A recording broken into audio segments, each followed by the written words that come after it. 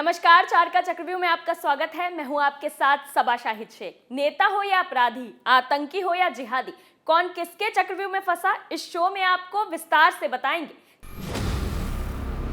चक्रव्यूह में आज सबसे पहले बात राकेश टिकैत की, जिन्होंने किसी भी पार्टी को समर्थन देने से तो इनकार कर दिया, लेकिन उनका जो रवैया है वो कुछ और ही दर्शा रहा है। दूसरी खबर में बात शिवपाल यादव की, जिन्हें सीएम योगी के बुलडोजर से ऐतराज है। शिवपाल यादव ने सीएम योगी के बुलडोजर कार्रवाई को सरासर गलत बताया है। तीसरी खबर में बात बुलंदशहर की, जहां भैंसों की चर्बी से बनाया जा रहा था साबुन। बुलंदशहर पुलिस ने अवैध कटान गिरोह का किया पर्दाफाश। चौथी खबर में बात अयोध्या के राम मंदिर की, जिस पर हमले की साजिश रची जा रही है। इंटेलिजेंस एजेंसीज को मिला इनपुट, जैश-ए मोहम्मद ने बनाया है प्लान। तो चलिए खबरों से आगाज करते हैं और सबसे पहले बात किसानों के हितैषी बनने वाले आंदोलनजीवी राकेश टिकैत की। टिकैत का कहना है कि उनका संगठन भारतीय किसान यूनियन अगले साल होने वाले लोकसभा चुनाव में किसी भी राजनीतिक दल को कतई अपना समर्थन नहीं देगा, लेकिन उन्होंने मौजूदा सरकार बीजेपी पर निशाना साधते हुए ये संकेत जरूर दिया कि उनके संगठन से जुड़े किसान लोकसभा चुनाव में बीजेपी के खिलाफ रहेंगे। हालांकि राकेश टिकैत ने कहा कि भारत जोड़ो यात्रा के दौरान कांग्रेस नेता राहुल गांधी ने उन्हें भरोसा दिलाया कि जिन राज्यों में उनकी पार्टी की सरकार है, वहां किसानों के हित में जल्द ही उचित कदम उठाए जाएंगे। राकेश टिकैत ने यह भी जानकारी दी कि चुनाव से पहले राहुल गांधी किसान संगठनों के साथ बड़ी बैठक भी करेंगे। एक तरफ टिकैत किसी को भी अपना समर्थन देने से इनकार करते हैं, तो वहीं दूसरी तरफ वो राहुल गांधी की तारीफों में कसीदे भी पढ़ते हैं। खुद को किसानों का मसीहा बताने वाले राकेश टिकैत राजनीति तो शुरू से करते आ रहे हैं और वो हमेशा यही कहते आए हैं कि वो किसी भी पार्टी के साथ नहीं है, उन्हें बस किसानों के हित में भला चाहिए। लेकिन अब उनका रवैया जरा बदला बदला सा नजर आ रहा है। कहीं उन्होंने राहुल गांधी से 2024 के लोकसभा चुनाव को लेकर कोई डील तो नहीं कर ली। लगता है किसानों के नाम पर राजनीति करने वाले राकेश टिकैत अब खुलेआम कांग्रेस में जाकर राजनीति करना चाहते हैं, क्योंकि राहुल बाबा ने दिल्ली आंदोलन के दौरान भारी भरकम फंडिंग जो की थी, अब राहुल का जो कर्ज है वो तो उतारना ही पड़ेगा। दूसरी खबर में बात शिवपाल यादव की। शिवपाल यादव ने बीजेपी पर जमकर हमला बोला। शिवपाल यादव को सीएम योगी की बुलडोजर कार्रवाई हजम नहीं हो रही है। शिवपाल यादव लखपेड़ा बाग कॉलोनी में सपा नेता डॉक्टर विकास यादव के यहां आयोजित खिचड़ी भोज में शिरकत करने पहुंचे थे।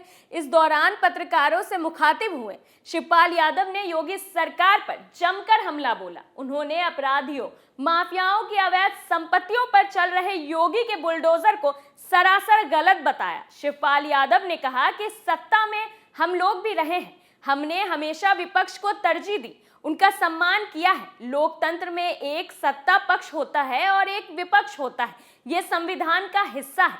उन्होंने कहा कि सरकार ने जितनी भी परंपराएं थी उनको इन्होंने खत्म कर दिया है। जब किसी पर कार्रवाई हो जाती है और वो जेल में है तो उसके परिवार का क्या दोष? उसके मकानों पर बुलडोजर चलवाना, रिश्तेदारों पर बुलडोजर चलाना सरासर गलत है। शिवपाल यादव ने मैनपुरी चुनाव जीतने के बाद अपनी पार्टी का विलय अखिलेश यादव के साथ तो कर लिया था, लेकिन अभी तक पार्टी में उन्हें कोई पद नहीं मिला। अब बैठे बिठाए चाचा शिवपाल करे भी क्या? तो उन्होंने अब बीजेपी सरकार पर निशाना साधना शुरू कर दिया। सीएम योगी की बुलडोजर कार्रवाई से अपराधी और माफिया थर थर कांपते हैं, लोग चैन की सांस ले पाते हैं। बदमाशों पर लगातार हो रही बुलडोजर कार्रवाई से यूपी में अपराध कम हो गया और उत्तर प्रदेश उत्तम प्रदेश बनता जा रहा है। लेकिन शिवपाल यादव को ये बात हजम कैसे होगी? गुंडों की पार्टी कहलाने वाले समाजवादी पार्टियों को तो अपने माफिया, गुंडे, बदमाश नेताओं का ही साथ चाहिए। वहीं उन्होंने राहुल गांधी के नजरिए को भी अलग बताया। अब क्यों ना बताए? आखिर उन्हें बीजेपी के खिलाफ साजिश रचने के लिए विपक्षी पार्टियों का साथ जो चाहिए, लेकिन शायद वो इस बात से नावाकिफ हैं कि उनका कोई भी एजेंडा इस जन्म में तो काम नहीं आने वाला। तीसरी खबर में बात उत्तर प्रदेश के बुलंदशहर की, जहां बुलंदशहर पुलिस को बड़ी कामयाबी हाथ लगी है। भैंसों की चोरी कर पशुओं का अवैध रूप से कटान करने वाले गिरोह का पर्दाफाश करते हुए पुलिस ने एक आरोपी को गिरफ्तार किया है। आरोपी की निशानदेही से 9 भैंस, 8 कटरे, 8 काटिया, 27 टीन चर्बी, 9 बोरे सूखी चर्बी, भारी मात्रा में भैंसों की खाल और वध पशुओं के अवशेष और अन्य उपकरण बरामद हुए हैं। दरअसल सर्दी के मौसम के चलते कोहरे का फायदा उठाते हुए पशु चोरी की घटनाओं को अंजाम देने के बाद गिरोह के सदस्य अवैध रूप से पशुओं का कटान करते थे, जिसमें कटान के बाद अवशेषों को ठिकाने लगाने के लिए पशुओं के मीट को होटल, रेस्टोरेंट और ढाबे पर सप्लाई करते थे, जबकि चर्बी साबुन फैक्ट्री को सप्लाई किया जाता था। जिसके बाद पुलिस को पता चला तो साबुन फैक्ट्री को भी तत्काल प्रभाव से मजिस्ट्रेट की टीम ने सील कर दिया है। वहीं साबुन के रैपर पर लिखा होता है कि शुद्ध तेलों से निर्मित, लेकिन यहाँ चर्बी का इस्तेमाल किया जा रहा था। चर्बी के इस्तेमाल करने से कहीं ना कहीं लोगों की भावनाओं को आहत किया जा रहा था, जिसके बाद साबुन फैक्ट्री मालिक के खिलाफ धारा 420, 467, 468, 471 आईपीसी के तहत मुकदमा दर्ज कर लिया गया है। वहीं इस गंभीर जुर्म में पकड़े गए आरोपी का नाम आरिफ है, जिस पर 14 आपराधिक मामले दर्ज हैं और वो शातिर चोर भी है। आरिफ पशुओं की चोरी करने के बाद घर में ही उनका अवैध रूप से कटान किया करता था, जिसकी सूचना पुलिस को मिली और तत्काल प्रभाव से कार्रवाई करते हुए गिरोह का खुलासा कर दिया। दर्जनों से अधिक जिंदा पशु बरामद हुए हैं। भारी मात्रा में पशुओं के अवशेष भी बरामद हुए हैं। पशुओं की चर्बी का इस्तेमाल साबुन फैक्ट्री में किया जा रहा था, जिसके बाद फैक्ट्री को सील कर दिया गया। पुलिस की लगातार छापेमारी जारी है। इस अपराध में जो भी अपराधी पाया जाएगा उसे कड़ी से कड़ी सजा मिलेगी, ताकि लोग ऐसे घटिया कामों को करने से पहले 100 दफा सोचेंगे कि कहीं उनकी भी हालत बद से बदतर ना हो जाए।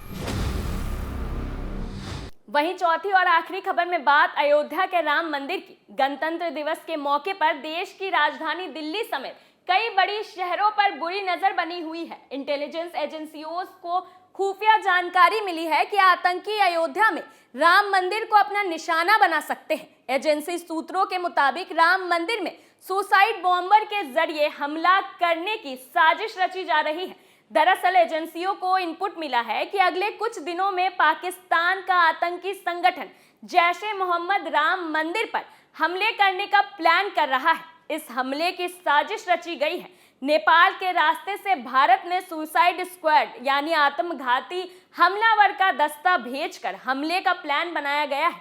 राम मंदिर में सुरक्षा पहले से ही चाक चौबंद है। वहीं अब इस अलर्ट के बाद उत्तर प्रदेश पुलिस पहले से ज्यादा अलर्ट हो गई है। मंदिर का करीब 50% बनकर तैयार है। ऐसे में अब कट्टरपंथियों और हिंदू विरोधी ताकतों के पेट में मरोड़े उठने लगी है। एक बार पहले भी ये ताकतें ऐसा प्रयास कर चुकी है, लेकिन उस समय भी इनके नापाक इरादे कामयाब नहीं हो पाए, जो कि अब भी नहीं होने वाले।